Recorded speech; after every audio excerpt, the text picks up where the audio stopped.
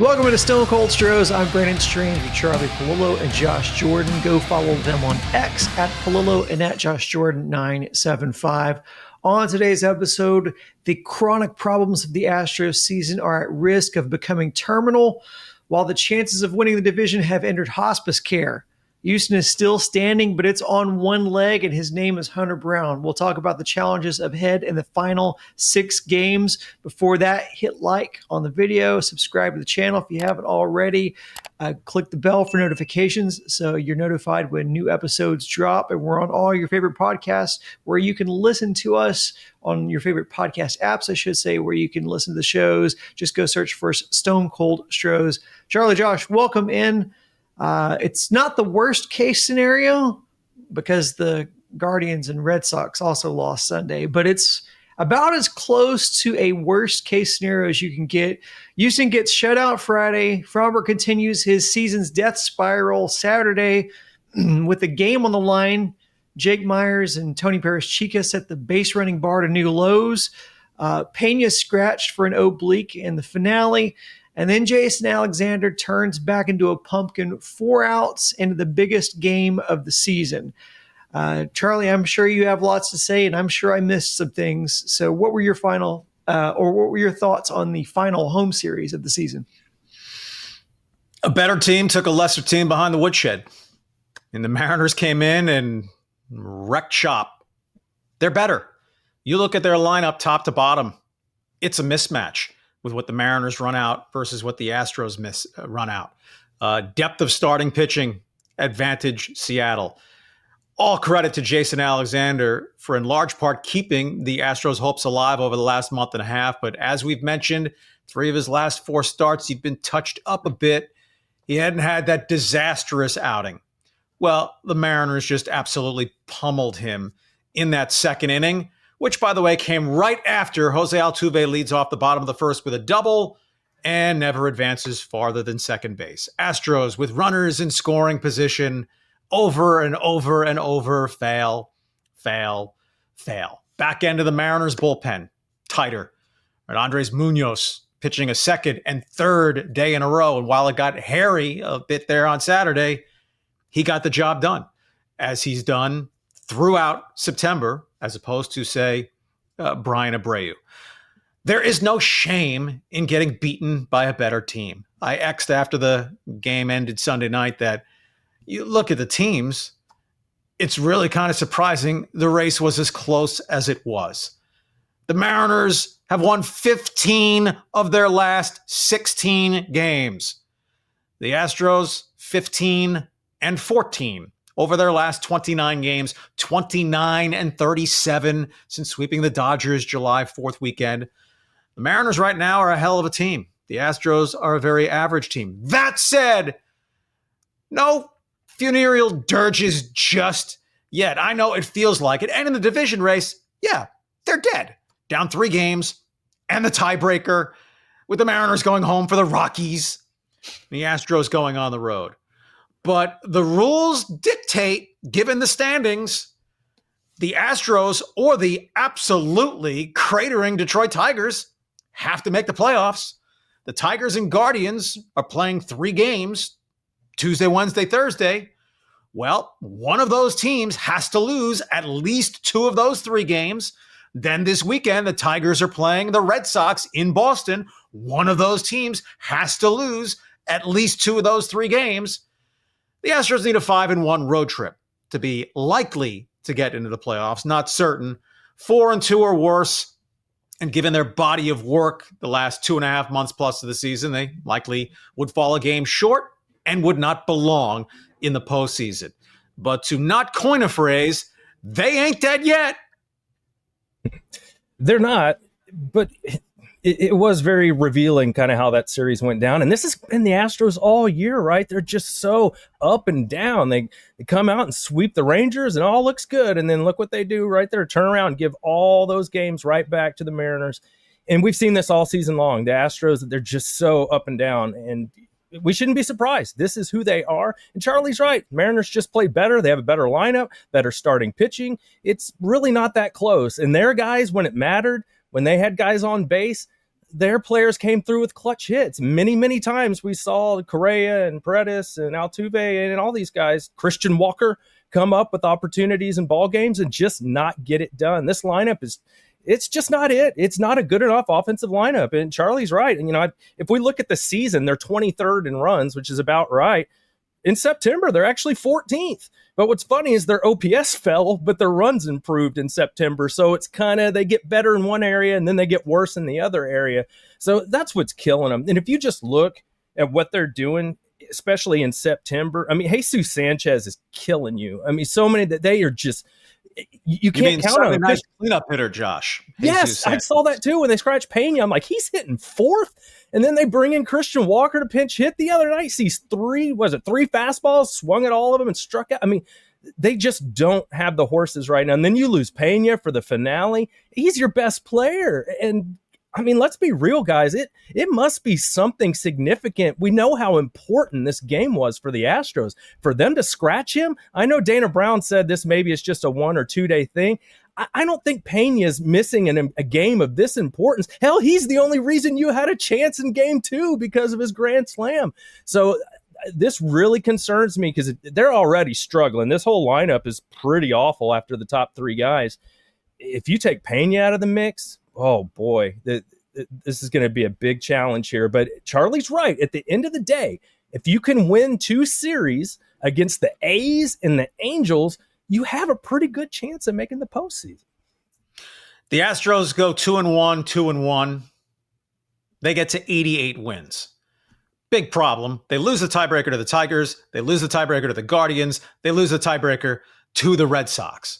So they're going to need one of those teams to stumble, or the Astros are going to have a fabulous road trip. 4-2 does not qualify. In June, that would be a really good trip.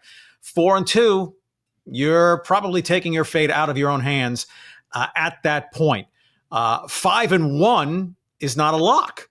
And the Astros have not had a winning streak longer than 5 games all year. They got halfway to doing it by sweeping the Rangers, and then the Mariners kick sand all in their face and so forth. But just to crystallize further the disparity between what the Mariners are playing and what the Astros are playing, Jose Altuve's leadoff double Sunday night was his 50th extra base hit of this season.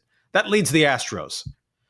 Cal Raleigh has 58 home runs, 80 extra base hits. Julio Rodriguez has 66. Randy Arozarena has 58. Jorge Polanco has 54.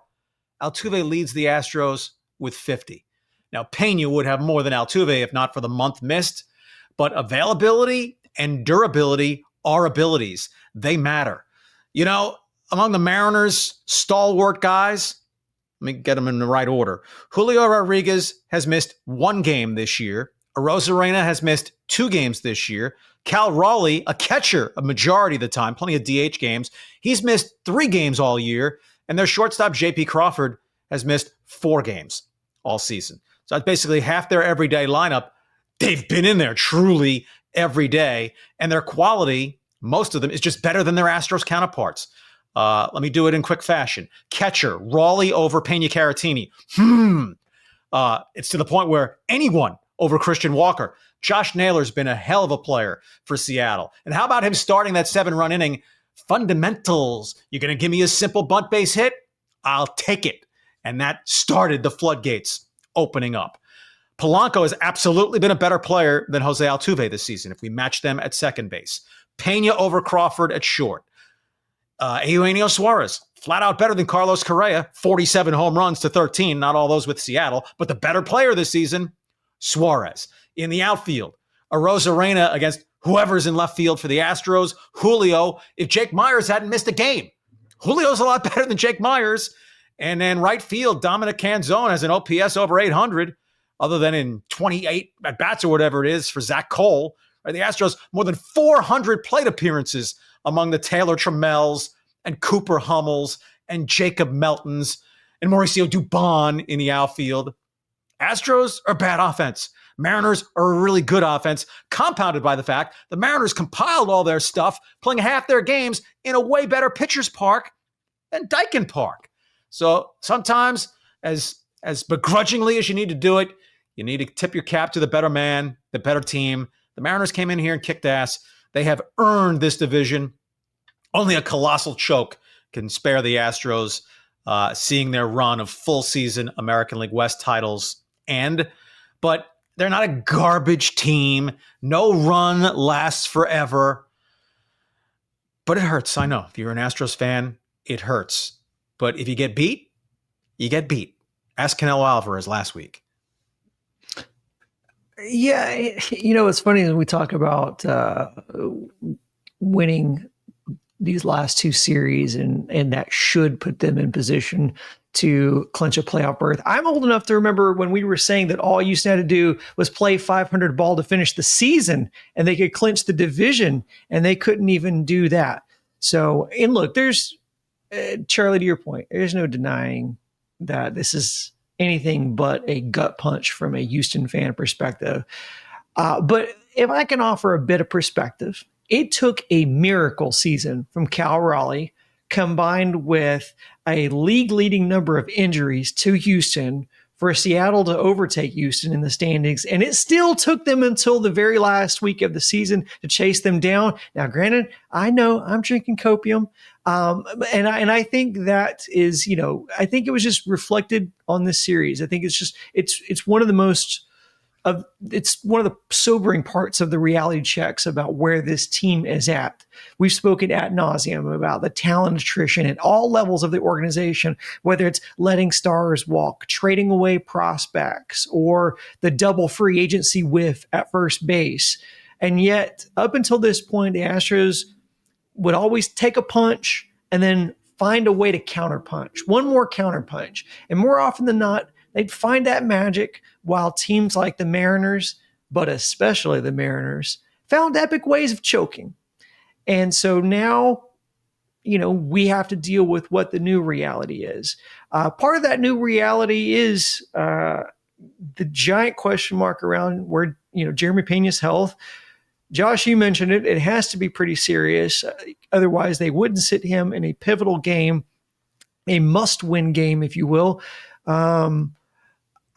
Charlie, we were talking about obliques. I know I fear this is more than a 2-day thing. I fear this is Dana Brown looking on the bright side of life again.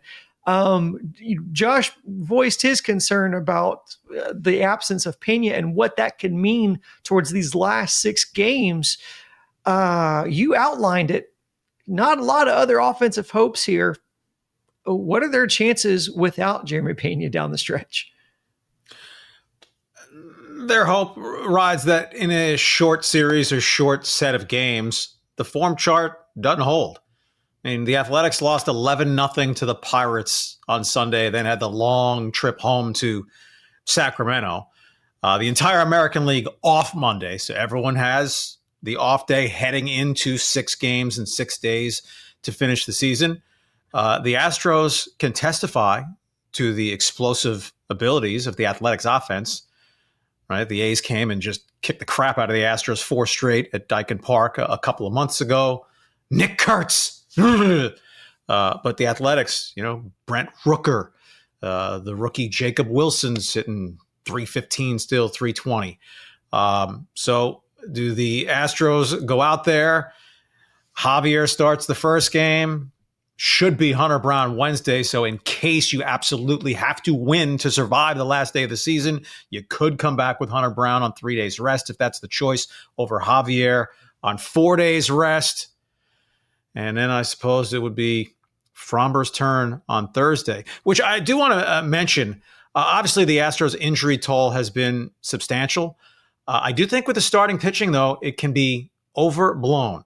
Until the clock struck midnight on Alexander Sunday night, the Astros got 20 phenomenal starts when taken in total from Alexander and Brandon Walter that they don't get if Ronald Blanco's not hurt or Spencer Arrigetti's hurt.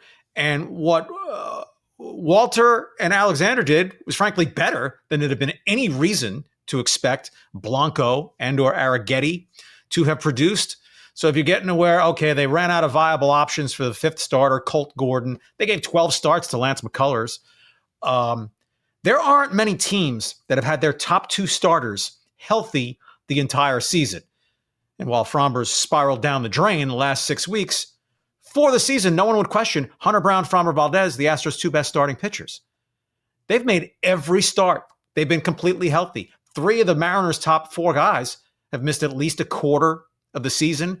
Garrett Cole didn't throw 1 pitch this year for the Yankees. The Rangers ultimately faded out, but they lost Tyler Mahle at the All-Star break, Nathan Eovaldi the last 6 weeks of the season. So to just point to, if the Astros had all those starting pitching injuries, nah, not buying that, especially with a crapola on balance offense. Jordan was the biggest loss of the season, not the pitching injuries. Speaking of obliques, you know who's also been healthy for the majority of the season outside of the beginning? Christian Walker, and he freaking sucks. Also, this argument of, this argument of who's better. Is it him or Abreu? Who cares? Is he better than a corpse? Sure, but not by much. Sunday was Walker's first hit in his last 6 games, I think. We talked about how we know Pena must have been hurt because he didn't play Sunday. Joe Espada sat Walker in what could have been the swing game on Saturday's game. That's how little he values his bat. In a pivotal game, they just sat him. They just sat him in place of the backup catcher. $20 million a year to sit for Victor Caratini, who's your backup catcher, who also had a hit, which, by the way, the odds say that would have been probably the same or more output as Walker. This season is not his fault. This series is not his fault. But as has been the case for most of the season, he hasn't helped. And there's plenty of that to go around. I don't want to just, make it seem like this is just a bash session on Walker because, Josh, you outlined it. Jesus Sanchez, thanks for nothing. That guy's batted 200 since coming here. You have him in the heart of your order, Brandon. Heart of your order this month. Sanchez in 16 games this month, hitting 111 with an on-base percentage of 231. Walker, 19 games this month, hitting 203, on-base percentage of 247 with an OPS of 566. You're batting these guys 4 and 5 in your lineup every night. You don't even have one hitter on your team that has 30 home runs. And then you look at other teams and they have guys that have almost twice that many home runs. This is not a fair fight. This offense is just, it's pathetic, especially middle of the order. And you're sitting Cam Smith, and I'm like, is he any worse than Jesus Sanchez? I'm not so sure. Walker and Yainer Diaz, a 1-2 tandem of huge disappointments this season. Walker because of the big ticket contract and what he did over the last 3 years with the Diamondbacks. Yainer, I don't know about celebrated, but turned 27 on Sunday. As a rookie, he was fantastic. His second season, 2024, not nearly as good, but still good. Season 3, further decline, still wildly undisciplined at the plate. OPS dipping back below 700 with his 0 for 4 in the game on Sunday. And let's add in that at the trade deadline, as it worked out, the Astros added Jesus Sanchez and Ramon Urias. The Mariners added Josh Naylor and Eugenio Suarez, who hasn't hit it worth a lick for average, but he popped some home runs, as in the Astros-Mariners series. Trade deadline, granted, the Astros garbage farm system is an inhibiting factor. But Jerry DiPoto pantsed Dana Brown in terms of what the Mariners did to upgrade versus what the Astros did to upgrade. And an unfortunate reminder, the Mariners are graded as having, if not the very best, one of the top 3 farm systems in baseball. The Astros have one of the bottom handful of farm systems in baseball in terms of these franchise trajectories. The reckoning is about here.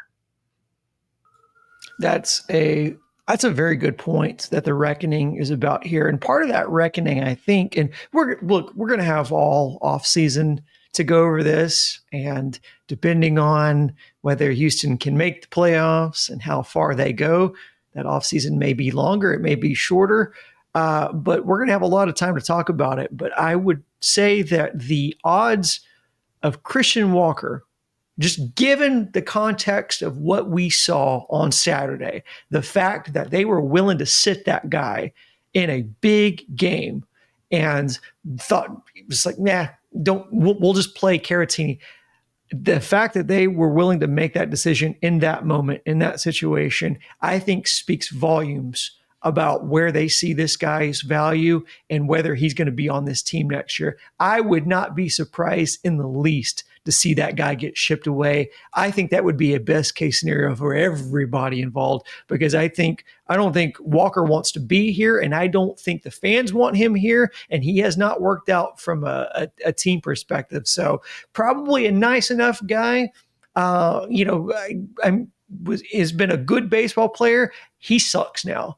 And he makes the problem here worse. And I know there's a lot of other problems to fill, but first base has not been solved. We are once again not even a second year into a 3-year contract for an aging first baseman, and already we're looking to pull the ripcord.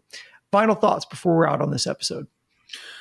Just quickly on Walker, his blatant inability to catch up to high fastballs. Yeah, it's not an open secret. Just everyone knows it. They're going to wind up near 180 strikeouts for the season. Well, you know who's going to be at 180 strikeouts for the season? Cal Raleigh. But he has 58 home runs to Christian Walker's 23. Cal Raleigh's also drawn 95 walks to Christian Walker's 40. So, yeah, if they can offload some of that money, I probably have to eat some and maybe can find a taker, because the Astros also have this awkward roster. 3 more years of Correa at $22 million per year. Isaac Paredes, can he play first base? He's short. He's had leg issues. What are they going to do? I mean, I hope they're not thinking Correa to short, move Jeremy Pena to second. But they have a lot of stuff to deal with. But in terms of this week, I mean, if the Astros, I'm not going to say roll over, spit the bit, choke. They just failed. They're just not good enough. They've been a losing team for 2.5 months. If they're a 500 team the last week of the season, they'll be out. But if they can go 4-2, that gets them to 88 wins. In that case, they would need Detroit to go worse than 3-3, or Cleveland to go 3-3 or worse, or Boston to go worse than 3-3, because the Astros lose the tiebreaker to all of them. And again, you know, when Boston plays Detroit, one of those teams has to win, at least 2. Maybe the Astros will need a sweep in that series. And let's hope, should it come to it, the Texas Rangers don't just lay down against the Cleveland Guardians this weekend with a chance to put the Astros out of the playoffs. Yeah, because their losing has continued after they got swept by the Astros. I think what I'm going to pay attention to, and I'm not going to go to the hitting coaches thing, but I'm going to go to the overall development idea with the Astros. Urias, worse since he got here significantly. Sanchez, way worse since he came here. He's hitting like 200. He was hitting like 250 when he got traded here. And then you look at Christian Walker, way worse since coming here. The only new addition that's actually played better has been Correa. So, and I think maybe that's more about just him being comfortable and other things like that. So there is something to, you know, we bring these guys in and they are not performing as well as they were performing with the Marlins or with the Orioles or the Diamondbacks, what have you. There is something to this, guys. I'm not going to put it all on a hitting coach or whatever, but when pitchers come here, they usually get better. When hitters come here, they do not. And let's add, fellas, it's the obit on the division race. Now, the wild card, keep hope alive. Faintly, if you think whatever. But the obit on the division race, we had to get a mention in. Jake Myers, what the hell? Tony Perez-Chica, what the hell? Brandon, you raised it in brief earlier. It's as if Jose Altuve gave the base running tutorial for the 9th inning of that game. That was unbelievably brain-dead base running. And then, I don't know if Perez-Chica just locked up, that he's waving him around, pointing to home, that, well, you're dead in the water, so you may as well head toward the dugout at least. What an ignominious way to turn out the flame on that game. And then the next night, the Mariners turned out the lights on Dyken Park for 2025. Regular season for sure. And that's the thing. The only upside for the Astros in even getting to the playoffs, they'll be on the road. I mean, there's no way they're catching the Yankees for the best wild card spot. Yeah, Tony Paris-Chica has been an abysmal third base coach. His decisions to send, hold have been awful all season. He's basically undefeated in making the wrong choice. But I want to. I don't. That's not my final thought. My final thought is to underscore how much I just really dislike watching ESPN. It's literally my least favorite broadcast platform when it comes to the sports. They make the experience of watching every sport worse, like every sport. Example 800 happened on Sunday. Down big on the closeout game of a critical sweep with the division on the line, having to listen to Carlos Correa be interviewed in the top of the third. Now, I don't care if he agreed to do it before the game. Have some 10 grand. situational awareness. 10 grand for doing that. What's that? $10,000 for talking for a half an inning. Yeah. Times are tough. Good work if you can get it. Yeah, no, that is great work. Like I'm sure that that cash will come in handy in buying whatever handbag is next for his wife. But I just felt like from a situational standpoint, like have some awareness. I'm sure in that moment, while $10,000 is nice, the last thing he wanted to do was answer questions in the middle of the game about a winning culture in Houston, changing positions, or about his relationship with Jeremy Pena, who was scratched from the game for being hurt. So it's not like they didn't have 25 other canned Cal Raleigh interviews they could have used as a fallback. Play one of those. Hell, do whatever national broadcast defaults to. Find an excuse to bring up Shohei Ohtani. Anywho, one last reminder, if you're watching on YouTube, be sure to click like on the video. And if you listen on podcasts and apps like Apple or Spotify, give us a 5-star rating while you're here. For Charlie and Josh, I'm Brendan saying so long. Thanks for listening. We'll see you next time. And as always, go Stros.